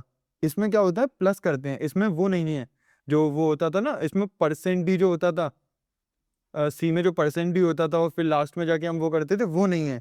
इसमें क्या करते हैं, प्लस करा हमने, आई करा, सारी चीज़ें करने के लिए प्लस करते जाते हैं। प्लस ये, प्लस हमें अगर एज इट इज प्रिंट कराना है तो ये कर दिया, प्लस काउंट, ठीक है, समझ में आ रहा है। ये प्लस के जरिए इसमें हम वो करते हैं, ऐड करते जाते हैं, ठीक है। स्ट्रिंग में से कॉन्केटिनेशन बोलते हैं, स्ट्रिंग का टॉपिक अलग है, उसे समझते हैं बाद में। अब फिर हमने क्या करा, ये कंडीशन लिखी, उसके बाद लास्ट में हमने क्या करा, आई प्लस प्लस, लास्ट में हम क्या करते हैं, आई प्लस प्लस इंक्रीमेंट कर दिया, सेमीकोलन याद रखना बंद कर दिया। डू वाइल में क्या होती है, जब पहली कंडीशन हमें चलानी होती है, मतलब वाइल में क्या होता है, अगर कंडीशन फॉल्स हुई तो जैसे आई इक्वल्स टू अगर 6 हुआ तो ये कंडीशन चलेगी ही नहीं कभी। पर हमें वाइल में क्या होता है, हमें एक कंडीशन चलानी होती है, तो हम क्या करते हैं, वाइल लगाते हैं। तुमने क्या करा, int i equals to 1 do s out, ये सेम वही सिंटेक्स है लेकिन वाइल कंडीशन लास्ट में लगी। मतलब अगर ये यहाँ पर 6 भी होता, क्या होता, 6 होता, आई इक्वल्स टू 6 होता तो हमारा ये एक बार चलता और 6 प्रिंट हो जाता। समझ में आई ये चीज, काउंट 6 प्रिंट हो जाता, उसके बाद इसे प्लस प्लस कर देते और उसके बाद भी क्या होता, फिर हम चेक करते तो ये पॉज खत्म हो जाता, लूप से बाहर निकल जाते हैं। फॉर ईच लूप देखते हैं। फॉर ईच लूप के मतलब कॉन्सेप्ट थोड़ा सा वैसा है, पर ऐसी कोई दिक्कत नहीं है। ये मेनली कलेक्शन और एरे में काम करता है। ये यहाँ ये छोटी मोटी चीजों में नहीं, कलेक्शन और एरे में काम करता है, ठीक है। It is use exclusively to traverse elements in an array और कलेक्शन, ठीक है। It makes the code simpler and more readable. तो फॉर ईच लूप किस लिए काम करता है, इसको एनहेंस्ड फॉर लूप भी बोलते हैं, एरे और कलेक्शन में काम करता है। इसका मेनली सिंटेक्स क्या होता है, फॉर टाइप वेरिएबल एरे। जो भी हमें जैसे एक कोई भी वैल्यू देनी है, हमें इंट एक्स, और यहाँ पर इसमें याद रखना है, इसमें बीच में क्या आता है, डबल कॉलन आते हैं, यहाँ पे हमने नंबर्स डाल दिए। अब इसमें थोड़ी थोड़ी चीजें वो हो जाती हैं, लगता वही सेम चीज है, फॉर ही लगता है, ठीक है, फॉर ही लगेगा, फॉर लगेगा, इंट एक्स लगा, नंबर्स लग गया, अरे सेम ही लिख दी। उसके बाद क्या होता है, एस आउट एक्स। अब system dot out dot print element, अब इसमें क्या करा हमने, एक्स को प्रिंट कर दी। इसका मतलब क्या है, अगर नंबर हमारा कोई वो है, एरे है, नंबर्स में 5-6 वैल्यू डली हुई है, 2 3 4 5 ये डला हुआ है, तो ये क्या करेगा, इसकी 2-3 खासियत होती हैं। एक तो ये क्या करेगा, ये हमेशा n-1 तक चलेगा। मतलब ये कहाँ चलेगा, स्टार्टिंग से आखिरी तक चलेगा, स्टार्टिंग से, क्योंकि एरे हमें पता है 0 से स्टार्ट होता है, कहाँ तक चलता है, n-1 तक चलता है। मतलब अगर जैसे कि टोटल एलिमेंट्स कितने, 1 2 3 4, तो 0 से 4-1 3, तो 0 से 3 तक चल गया। अब 0 1 2, अब ये टोटल 4 हो गए। तो 0 से शुरू होता तो n-1 हो जाता, 1 से शुरू होता तो n रह जाता। ये नॉर्मल सी चीजें हैं एरे की। अब क्या हुआ, जो इसमें एरे है 2 3 4 5, ये जो चीज है, ये क्या करेगा, एक्स में एक एक करके वैल्यू डालता चलेगा। मतलब 2 को हमने क्या करा, इसने उठाया नंबर्स को, एक एक करके वैल्यू रीड करी। बस रीड के लिए होता, राइट के लिए नहीं होता। अगर हमें राइट करनी है तो हमें सिंपल फॉर लूप यूज करना पड़ेगा, सिंपल फॉर लूप। रीड करने के लिए मेनली होता है ये, ठीक है। अब हमने क्या करा, नंबर से कह रहे हैं उसमें से लिया एक वैल्यू 2 उठाई, इसमें डाल दी, एक्स में 2 डाल दी। 3 उठाई, फिर अगले राउंड में 3 उठाई हमने, ये अपने आप इनिशियलाइजेशन कर देता है अपने आप। इसमें कोई एरे आउट ऑफ बाउंड की कंडीशन नहीं होती। मतलब एरे आउट ऑफ बाउंड का कंडीशन मतलब एक्सेप्शनल हैंडलिंग में समझेंगे क्या होता है, कि जब हमारे पास टोटल जैसे 4 एलिमेंट हैं और हमने लिमिट चला दी 5 तक की, हमने 5 बार उसे लूप को घुमा दिया, तो फिर वो array out of bound, index out of bound condition डाल देता है, ठीक है। क्योंकि 5 बार तो घूम ही नहीं सकता वो, क्योंकि 4 ही एलिमेंट हैं, एक तो कुछ है ही नहीं। तो नंबर्स में से 2 उठाया, 3 डाला, इसमें डाल दिया, 3 डाल दिया, 4 डाल दिया, 5 डाल दिया। अब हमने क्या करा, डायरेक्ट कुछ नहीं, सिंपली एक्स को प्रिंट कर दिया। तो ये एज इट इज क्या हो जाएगा, 2 3 4 5 ये प्रिंट हो जाएगा।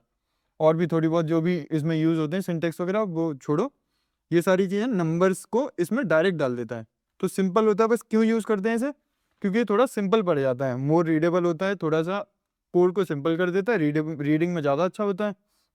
और थोड़ा सा मतलब फॉर लूप बड़ा सा होता है, इसे छोटे से नहीं काम हो जाता है, इससे फालतू की चीज़ें नहीं लिखनी पड़ती, जैसे समझते हैं इन नंबर्स 10 20 30, और ये हमने नंबर्स को इसमें एक एक करके लेते गए। यहाँ पे टाइप नेम देना, जैसे टाइप वेरिएबल दे दिया, इसमें एरे डाल दिया। मेनली एरे में ही काम आता है, ये एरे और कलेक्शन में, ठीक है। बहुत अच्छा काम होता है इसका, मतलब बहुत सारी चीज़ें छोटी हो जाती हैं। अब आते हैं हम किस पे, ब्रेक स्टेटमेंट और कॉन्टिन्यू स्टेटमेंट, ठीक है। ये इंपॉर्टेंट टॉपिक है। इसमें क्या करते हैं, ब्रेक स्टेटमेंट क्या होती है, use to terminate a loop और switch statement immediately. Break statement क्या करती है, लूप को टर्मिनेट करने के लिए। मतलब इसमें क्या करते हैं, ये थोड़ी बहुत थ्योरी समझ लेना। It is often use to exit a loop early if a certain condition, मतलब वही चीज है, एक ही लाइन को 3 बार लिख दिया क्वेश्चन बड़ा करने के लिए। हमने क्या करा, एग्जाम्पल लिया, पब्लिक क्लास ब्रेक एग्जाम्पल पीएसवीएम करा। हमने क्या करा, एक प्रिंट करा दिया प्लेन टेक्स्ट, ये प्लेन टेक्स्ट है हमारी, हमने एक लूप लगाया 1 से लेके 10 तक हमने प्रिंट करा दिया, 1 से लेके 10 तक प्रिंट कराए। अब हमने चेक करा इफ आई इक्वल्स टू 1, हमारे 1 से प्रिंट होते जा रहे हैं, 1 2 3 4 5। अब जैसे ही 5 आया तो ये कंडीशन चली, उससे पहले तो कंडीशन चलेगी नहीं। जैसे ही 5 आया तो क्या हुआ, s out breaking the loop now, मतलब हमने क्या करा, ब्रेक करा। कैसे करा, इस कंडीशन को चलाया, आई इक्वल्स टू 5 पर कंडीशन चली, 1 2 3 4 तो चलते रहे। 5 पे आके एकदम से कंडीशन रुकी, क्योंकि इफ कंडीशन के अंदर आई, इफ कंडीशन के अंदर जैसे आई, ये वाला जो मैसेज है वो प्रिंट हो गया टर्मिनल पे, ब्रेकिंग द कंडीशन वाला, ब्रेकिंग द लूप वाला। उसके बाद हमने क्या लगा दिया, नीचे ब्रेक लगा दिया, क्या लगा दिया, ब्रेक लगा दिया। अब ये जैसे ही हमने ब्रेक लगाया, अब ये क्या होगा, ये इस जो ये लूप है ना, ये जो लूप है उससे ही बाहर निकाल लेगा सीधे, क्या करेगा, सीधे बाहर निकाल देगा। सीधे बाहर निकाल के क्या कर देगा, लूप एज एंडेड पे आ जाएगा। फॉर का लूप कहाँ तक है, यहाँ तक है। फॉर का लूप कहाँ तक है, यहाँ तक है, ठीक है। तो ये क्या करेगा, सीधे कंडीशन से बाहर निकाल देता है, लूप की जो भी कंडीशन है उससे पूरी बाहर निकाल देगा। हमने क्या करा, अब आउटपुट में प्लेन टेक्स्ट आया 1 2 3 4 आया, ब्रेकिंग द लूप नाउ आया। उसके बाद हमने क्या करा, लूप एज एंडेड आ गया, ठीक है। कंडीशन जो हमारी चल रही थी कहाँ से, 1 से 1 2 3 4 चली, 1 2 3 4। उसके बाद जैसी 5 कंडीशन आई तो 5 प्रिंट नहीं हुआ। क्यों नहीं हुआ, क्योंकि ब्रेक लग चुका है। ब्रेक इस पूरे फॉर में से ही बाहर निकाल दिया, इफ में से नहीं, पूरे फॉर लूप में से बाहर निकाल दिया। और ये कंडीशन एंड में चली गई क्योंकि फॉर के बाहर है। अब अगर इसी जगह पर कंटिन्यू होता तो क्या होता हमारा, इसी जगह पर हम कंटिन्यू रख देते हैं, हमारा क्या होता, I5 चलता, 5 पर ये चीज़ कंटिन्यू हो जाती, लेकिन 5 नहीं प्रिंट होता। ये 5 के बाद जो भी कंडीशंस होंगी, जो भी उसके अंदर के कोड होंगे, वो नहीं चलेगा, डायरेक्ट कहाँ चल जाएगा, वापस से यहाँ आ जाएगा। मतलब नेक्स्ट कंडीशन में, मतलब 6 चल जाएगी तो क्या प्रिंट हो जाएगा हमारा, 1 2 3 4 5 को इसने स्किप कर दिया तो 6 डायरेक्ट प्रिंट हो गया। 7 8 9 10 तक चला क्योंकि 10 तक हमने दे रखा। उसके बाद लास्ट में लूप से बाहर निकल के लूप एज एंडेड लिखा आ गया, ठीक है। ये चलेगी नहीं, ये ब्रेकिंग जो ये वाली है ना, ब्रेकिंग द लूप ना, वो यहाँ आ जाएगी, ठीक है। ये वाली चीज चल गई, 5 इसमें प्रिंट नहीं होगा, ये वाली कंडीशन नहीं चलेगी क्योंकि ब्रेक के बाद लिखी है। कंटिन्यू समझ में आया, हमने क्या करा, continue statement is used to skip the current iteration of a loop and proceed to the next iteration. Unlike break it does not terminate नहीं करता, ये बस क्या करता है, स्किप कर देता है। ऐसे ये सेम चीज़ें समझ गए हो गई ये सारी चीज़ें। चेक्स कंडीशन, अगर ये वो हुआ, वो क्या कहते हैं, उसे हुआ तो कंटिन्यू कर देंगे, अगर इवन हुआ तो skip the rest of the code for even के लिए स्किप कर देगा, ऑड नंबर प्रिंट कर देगा, ऑड कर दिया सारे प्रिंट। जैसे ही इवन होता जाएगा वो कंटिन्यू करके अगली स्टेज पर चला जाएगा, ऑड प्रिंट हो जाएगा। फिर वापस जैसे ही इवन आएगा वो कंटिन्यू के अगले पे चला जाएगा। समझ में आ रहा है ना ये चीज़। ब्रेक क्या करता है, पूरे लूप को हटा देता है, और ये कंटिन्यू क्या करता है, अगले स्टेटमेंट पे पहुंचा देता है। रिटर्न एक बहुत छोटा सा है, जैसे हमने क्या करा, इंट एड, इंट ए और इंट बी, ये एक मेथड में हमने पैरामीटर्स दे दिए। हमने क्या करा, इंट एड इंट ए इंट बी कर दिया, हमने क्या कर दिया, डायरेक्ट रिटर्न ए प्लस बी कर दिया, ठीक है। अब इसमें रिटर्न टाइप है, तो फिर ये क्या है, एक मेथड है। अगर रिटर्न टाइप नहीं होता तो ये क्या होता था, कंस्ट्रक्टर भी हो सकता था, ठीक है। रिटर्न ए प्लस बी कर दिया, हमने क्या कर दिया, रिटर्न कर दिया किसको, ए प्लस बी को। ए इधर से आया, बी इधर से आया, दोनों को प्लस करके रिटर्न कर दिया। ये अगर A5 होगा, B2 होगा, तो हमारे रिटर्न 7 आंसर चला जाएगा, जो भी इस ऐड को कॉल करेगा, ठीक है। अब हम आते हैं, ये वीडियो बहुत बड़ी जा रही है, मतलब ज़्यादा बड़ी हो गई है, इतनी मैंने सोची नहीं थी हो जाएगी, पर क्या करें, कॉन्सेप्ट ही इतने बड़े बड़े हैं। आप किसी चीज़ को स्किप, मैंने फिर भी बहुत, मतलब जितना मैं पढ़ाना चाहता था उतना नहीं किया, क्योंकि वीडियो फिर 2 घंटे की यही चली जाती है। इफ एल्स में तो बहुत टाइम जा सकता है ना, पर फिर भी देखते हैं थोड़ा सा कितना मैनेज हो सकता है, क्योंकि 3 घंटे से ज़्यादा की मैं नहीं सोच रहा कि एक वन शॉट 3 घंटे से ज़्यादा की रखूँ, ठीक है। तो अब आते हैं इधर, जो सिंपल सिंपल, अगर आप एक बार नोट्स पढ़ोगे तो समझ आ जाएगा। ये वाले नोट्स और जो अलग से PDF में प्रोवाइड करूँगा, वो सारी चीज़ें मतलब डिस्क्रिप्शन की लिंक में मिल जाएगी, टेलीग्राम लिंक में, वहाँ से डाउनलोड कर लेना। सिंपल नोट्स है, एक बार में समझोगे तो आ जाएगा, नहीं आए तो 1 या 2 बार वीडियो देख लेना और समझ में आ जाएगा, ठीक है। सिंपल है, कोई ज़्यादा मतलब अभी तक बहुत टेढ़ा टॉपिक नहीं है। अब आते हैं एरेज इन जावा। एरे क्या होता है, ठीक है। एरे क्या होता है, एरे एक डेटा स्ट्रक्चर है। ये डेटा स्ट्रक्चर है, क्या करता है, ये मतलब बहुत सारी कंटिन्यूअस, मतलब एक साथ एक के बाद एक, एक के बाद एक, एक के बाद एक कंटिन्यूअस लोकेशन पर एलिमेंट्स या वैल्यू को स्टोर करता है। ये इंडेक्स के बेसिस पर चलता है। इंडेक्स क्या बोलते हैं, जैसे कि ये जो इस पे जो पॉइंटर होगा, जो एड्रेस होगा, वो इंडेक्स बोला जाता है। मतलब मेनली क्या करता है, जो पॉइंट कर रहा है। जैसे आई जो वैल्यू चलती है ना, वो ज़्यादातर इंडेक्स के लिए ही काम करती है। इसको हम बोलते हैं 0 1 2 3 4। अब ये ज़्यादातर क्या होता है, 5 टोटल एलिमिनेट होते हैं, लेकिन चलते कहाँ तक है, n-1 तक, क्योंकि एरे हमेशा 0 से स्टार्ट होगा। CSE के बंदे हो तो हमेशा एरे 0 से स्टार्ट करना है, 1 से कभी स्टार्ट नहीं करना है, ठीक है। 1 से स्टार्ट करा तो फिर ऐसा करो, इलेक्ट्रिकल या मैकेनिकल में चले जाना, CSE में मत रहना, ठीक है भाई। तो अब आते हैं, an array is a data structure है, स्टोर करने के लिए collection of multiple element, same data type के जो होते हैं, सेम तरीके के होते हैं सारे। इंटीजर है तो इंटीजर, स्ट्रिंग है तो स्ट्रिंग, नॉर्मल है, समझ में आ रहा है। तो फिक्स नंबर ऑफ वैल्यूज।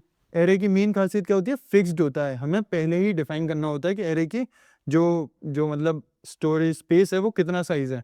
मतलब ऐसा नहीं कि हम बाद में कर दें, जैसे लिंक लिस्ट जो होता है ना, लिंक लिस्ट टॉपिक आएगा आगे। लिंक लिस्ट क्या होता है, उसे हम बाद में मतलब बता देते हैं, हमें रन टाइम पे उसमें मतलब पहले ही स्टार्टिंग में बताने की जरूरत नहीं पड़ती एरे में, स्टार्टिंग में। ये कैसे होता है, जैसे कि हमें जैसे रोल नंबर है, अब किसी बंदे को निकालना है तो हम क्या करेंगे, एक एक करके सर्च नहीं करेंगे, बंदे का रोल नंबर उठाएंगे। जैसे रोल नंबर 26 या 51 बंदे निकल आओ, ये क्या होगा, एक बार में बंदे निकल आएंगे कि 26 वाला मुझे बुला रहा है, इसको बुला रहा है, तो इसमें कोई दिक्कत नहीं होगी। तो एरे का भी बहुत रोल है और लिंक लिस्ट का भी बहुत रोल, अपनी अपनी जगह पे दोनों डेटा स्ट्रक्चर बहुत इंपॉर्टेंट है। की पॉइंट्स याद कर लेते हैं। फिक्स साइज है जो मैंने बताया, इंडेक्स एक्सेस होता है, यही इंडेक्स एक्सेस इसी को बोलते हैं। Each element as a position called an index starting from 0। Contiguous memory होती है, मतलब ऐसा नहीं है एक यहाँ पर है एक यहाँ पर है एक यहाँ पर है, वो नहीं, कंटिग्यूअस होती है, एक के बाद एक के बाद एक के बाद element stored in continuous block of memory. Example देखते हैं, डिक्लेरेशन कैसे करते हैं, ये चीज देखनी है। इंट मैंने स्टार्टिंग में बताया था, ये ब्रैकेट्स होते हैं, ठीक है। इंट एरे, या जो भी एरे रखना है, मार्क्स रखना है, कुछ भी रख लो, ठीक है। डिक्लेयर करने का तरीका ये होता है, हमें स्टार्टिंग में ही एरे के साइज को डिफाइन करना होता है। तो हमने क्या करा, इंट एरे वो करा, उसके बाद हमने क्या करा, मार्क्स में ही इस मार्क्स को, मार्क्स ले लेते हैं, मार्क्स को लिया, मार्क्स उठाया, उसमें हमने क्या करा, न्यू कीवर्ड। न्यू कीवर्ड कब करते हैं, जब हमें मेमोरी में चीजें स्टोर करनी हो, जगह हमें मेमोरी में स्पेस अलॉट करना हो, तो हमने मेमोरी में स्पेस अलॉट करने के लिए न्यू कीवर्ड लगाया। हमने क्या करा, इंट वैल्यू डाली और हमने क्या करा, 5 वैल्यू दे दी, मतलब 5 एलिमेंट्स हमें स्टोर करने हैं। इतना समझ में आता है, ठीक है। उसके बाद क्या होता है थर्ड नंबर पे, और do it in one line with values. मतलब हाँ, ये जो चीज़ है ये डिक्लेयर करने के लिए, ये डिक्लेयर करते हैं तो हम ये यूज़ करते हैं, इनिशियलाइज करते हैं, जो हमें मतलब मेनली इनिशियलाइज ही करके चलते हैं, ठीक है। तो इसमें इंट मार्क्स आ जाएगा, यहाँ पर हमें क्या मतलब इंट ऐसे करके आ जाएगा, ठीक है। इंट मार्क्स न्यू इंट 5 आ गया, ठीक है। अब उसके बाद क्या होता है, और do it in one line. Int numbers में क्या करेंगे, 10 20, या एक बार में ही दे दो, स्टार्टिंग में ही दे दो इंट मार्क्स, और यहीं पे हमने वैल्यू दे दी, ठीक है। यही 3-4 चीजें हैं जो तरीके होते हैं एरे के। अब स्ट्रिंग्स पे आते हैं। स्ट्रिंग क्या होता है, string is an object that represent a sequence of character. Sequence of character मतलब जैसे कि हेलो है, इसमें ये अलग अलग, ये पूरी एक स्ट्रिंग है, इसमें से एक एक वर्ड उठा लो तो वो कैरेक्टर है। तो यही चीजें हैं, represent a sequence of character. Hello में से एच अलग अलग निकाल दिया और स्लैश एन मतलब नेक्स्ट लाइन में कर दिया। अब ये स्ट्रिंग जो होता है वो Java dot lang dot string class का एक वो होता है, मतलब बहुत सारे पैकेजेस होते हैं। जावा डॉट लैंग बड़ा पैकेज है, उसके अंदर एक इस क्लास है जो कि क्या है, स्ट्रिंग क्लास। इसमें सारे स्ट्रिंग की जो नेसेसरी चीजें होंगी वो आ जाएंगी। की पॉइंट्स क्या होता है, इम्यूटेबल होते हैं, बिल्ट इन क्लास होती है, सारी चीजें याद रखनी है। इम्यूटेबल, स्ट्रिंग की सबसे इंपॉर्टेंट जो प्रॉपर्टी है वो क्या है, इम्यूटेबल है। वो मतलब चेंज नहीं कर सकते उसे हम। मतलब स्ट्रिंग में क्या होता है, अगर स्ट्रिंग में आपने कोई वैल्यू चेंज करी है, तो स्ट्रिंग इक्वल्स टू, अगर हमने कुछ s1 इक्वल्स टू हमने कुछ दिया हेलो, तो अगर हमने इसमें वापस से कोई s2 मतलब अगर कुछ और दिया, जैसे कि न्यू कीवर्ड लगा के अगर हेलो वापस से दे दिया हमने कि हेलो की वैल्यू डालनी है, तो ये क्या होगा, ये एक नई वैल्यू, मतलब एक मेमोरी में एक वैल्यू अलग होगी, दूसरी वैल्यू चेंज होकर अलग से आ जाएगी। ये हेलो और फिर हेलो वर्ल्ड, ये हमने मतलब ऐड कर दिया, तो ये हेलो वर्ल्ड क्या होगा, अलग से मेमोरी में आ जाएगा। ये नहीं होगा कि इसी में चेंजेस हो गए, हेलो मेमोरी में पहले से है, हेलो वर्ल्ड अलग से आ जाएगा। इसलिए जीसी बहुत काम आता है। अगर जीसी काम आ रहा है तो हमारा मेन क्या है, हीप मेमोरी में काम हो रहा है। ये जो स्ट्रिंग का कॉन्सेप्ट है वो किस चीज में रहता है, हीप मेमोरी में रहता है। इसके लिए अलग से क्या होता है, स्ट्रिंग कांस्टेंट पूल नाम से होती है एक, क्या होता है, स्ट्रिंग कांस्टेंट पूल नाम से। कांस्टेंट पूल नाम से जो एक एरिया होता है स्पेसिफिकली हीप में, इसी के लिए रहता है स्ट्रिंग के लिए, क्योंकि ये इम्यूटेबल है, अब बार बार तो करेंगे नहीं, तो हम क्या करते हैं, सेम चीज़ों को एक ही जगह पर वो कर देते हैं, रेफरेंस कर देते हैं। जैसे अगर हेलो लिखा हुआ है, S1 लिखा हुआ है, तो हम क्या करेंगे, अगर हमने S2 इक्वल्स टू वापस से हेलो कर दिया, तो हम क्या करेंगे, S1 और S2 को दोनों को सेम जगह पर वो कर देंगे, मतलब रेफरेंस करवा देंगे। इससे क्या होता है, ये स्ट्रिंग कांस्टेंट पूल में होगा, इससे क्या होता है, मेमोरी में स्पेस बचती है। और जीसी क्या करता है, जीसी इसमें जो पहले की मतलब हेलो का तो कोई काम नहीं रहा, जब हमारा हेलो वर्ल्ड चेंज हो गया, इसको हमने डिस्कार्ड कर दिया, तो इसी को जीसी क्या करेगा, उठा के हटा कर अलग कर देगा। अब बिल्ट इन क्लास क्या होती है, इसमें बहुत सारी बिल्ट इन क्लासेस होती हैं, बहुत इंपॉर्टेंट है। मतलब स्ट्रिंग पे तो अलग ही टॉपिक आ सकता है, अभी हम बस स्ट्रिंग के नॉर्मली करते हैं। लेंथ होता है, सब स्ट्रिंग होती है, कॉनकेट, कॉनकेटिनेशन करने के लिए प्लस करके जब हम हेलो और वर्ल्ड दोनों को आपस में जोड़ रहे हैं, तो हम क्या कर रहे हैं, कॉनकेटिनेट कर रहे हैं। तो कॉनकेटिनेट सबस्ट्रिंग मतलब हेलो में से 3 वैल्यूज उठानी है, तो हमने सबस्ट्रिंग कर ली। सबस्ट्रिंग का कैसे आता है, सबस्ट्रिंग में सबस्ट्रिंग लिखा, डॉट लगाया, जो भी स्ट्रिंग की वैल्यू है डॉट, ये मेथड का काम हो, ये मेथड है, बिल्ट इन मेथड्स हैं। हमने क्या करा, 0 से 3 तक वैल्यू दे दो, तो 0 1 2 3 4 वैल्यू, या इससे 3 से पहले तक चलेगी, 3 से पहले तक, तो 0 1 2 3 वैल्यू मिल जाएंगी हमें। सबस्ट्रिंग तक कॉन्केटिनेट हो गया। और लेंथ मतलब हमें जो एरे की लेंथ मिला होती, मतलब एरे की लेंथ निकाल दो, मतलब लास्ट साइज निकाल दो, अगर 5 उसका वैल्यू का तो 5 मिल जाएगी, ठीक है, लेंथ आ गई। अब 2 वेज होते हैं क्रिएट करने के लिए, लिटरल जो डायरेक्ट स्ट्रिंग नेम AK2 डाल दो, ठीक है, ये स्पेशल एरिया में स्ट्रिंग कांस्टेंट पूल में होता है। और न्यू कीवर्ड से क्या होता है, string name is equals to new string और eq creates a unique object in the regular memory. ये हीप मेमोरी में अलग से न्यू है तो न्यू वर्ड लगा तो हीप मेमोरी में चला गया वो, ठीक है, ज़्यादा ध्यान ही नहीं देना।